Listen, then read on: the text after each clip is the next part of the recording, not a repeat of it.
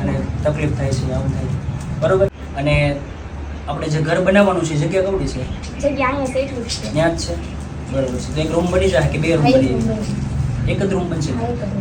તો આપણી ગણતરી એવી છે કે તમે 5 લોકો 5 લોકો છો એટલે આપણે 2 રૂમ બનાવી દેવો. તો 2 રૂમ બની એવી જગ્યા છે ને? ઉપર લઈ તો થાય ને કે ઉપર દઈ તો થાય, બરોબર છે, કાંઈ વાંધો નહીં. તો આપણે તમામ દર્શક મિત્રોને એટલી વિનંતી કરીએ કે જે આપણા દાદાશ્રીઓ છે આપણને ફૂલ નહીં તો ફૂલની પાકડીનું દાન કરજો, જેથી કરીને આ બાળકો માટે એક નાનો એવો આશરો બની જાય. કારણ કે આ ઘર અત્યારે એમનું પોતાનું છે નહીં, એમના કાકાના મકાનમાં રહે છે. તમે સાથ અને સહકાર આપશો તો અલગધણી આશ્રમ રામા મંડળ અને નોંધારાનો અધર ચેરિટેબલ ટ્રસ્ટના સાથ અને સહયોગથી આપણે આ બાળકો માટે મકાનની વ્યવસ્થા કરવી છે. આવ્યા પછી ગામના સરપંચશ્રીનો આપણને ઘણો સાથ અને સહકાર છે, એમના લીધે આપણે આ પરિવાર સુધી પહોંચ્યા છીએ. અને સરપંચ સાહેબે પણ આપણને કીધું છે કે આપણે આ મકાન માટે જે કંઈ પણ સાથ અને સહકાર એમના તરફથી થશે એ સપોર્ટ કરાવશે ગ્રામ પંચાયત તરફ. તો એ સરપંચ સાહેબ આપણને સપોર્ટ આપશે અને મારા ખાસ મિત્ર છે. તો નિલેશભાઈ, આ બાબતે તમે શું કહેવા માંગશો? બસ હું તો એમનો ભાઈ તરીકે ટૂંકમાં જેટલી બને એટલી હેલ્પ કરીશ. અને રામા મંડળ પાવઠીથી તમે આવ્યા અને આ લોકોને સપોર્ટ કર્યો એક નિરાધાર બાળકોને, તો એના માટે હું થેન્ક્સફુલ દિલથી તમને કહું છું કે ભાઈ આવી રીતના હરેક વ્યક્તિને તમે સપોર્ટ કરતા રહ્યો. અને અમારી જ્યાં જરૂર પડે ત્યાં અમે ઊભે પગે ઊભા છીએ. અને 3 બહેનો એ મજૂરી કરી કરીને આ બંને 5 ભાઈ બહેનનું પેટ ભરે છે.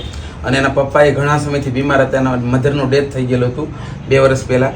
એટલે આવા લોકોને ભાઈ સપોર્ટ કરો તો અમે રાજી થાય ને ઈશ્વરે રાજી થાય.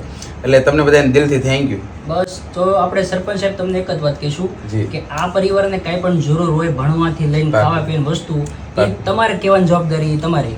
આ વસ્તુ અમને જરૂર છે 100%. તમે અમને આંગળી હિંચો એટલે આ બધા અમારું આખું મંડળ, હું એકને આખું મંડળના સાથે સહયોગથી આપણે બધી વસ્તુ કરશું 100%. અને આ પરિવારનું મકાન બનાવવાનું છે. તો એમાં પણ આપણે ગામથી, તમારાથી અને અમારાથી આખા સમસ્ત દાતાઓના સાથે સહયોગથી આપણે આ પરિવારનું મકાન પણ બનાવવું છે. કે વિડીયોને વધુમાં વધુ શેર કરશો, લાઈક કરશો, કમેન્ટ કરશો.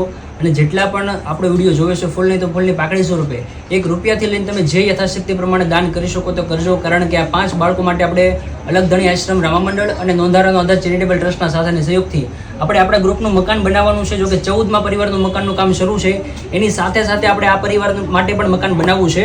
તો વિડીયોમાં વધુમાં વધુ શેર કરજો. કારણ કે જો તમે દાન ન કરી શકો તો તમારું એક શેર કરેલું પણ ઘણું અમને મદદરૂપ થઈ શકે છે. 5 બાળકો માટે આપણે જે મકાન બનાવવાનું છે એ મકાનની જગ્યા આ રીતે છે. આ આખી સીધી ગાળી આ જગ્યાની અંદર 3 ભાગ પડે છે અને એમાંથી આ બાજુનો ભાગ બાળકોનો છે.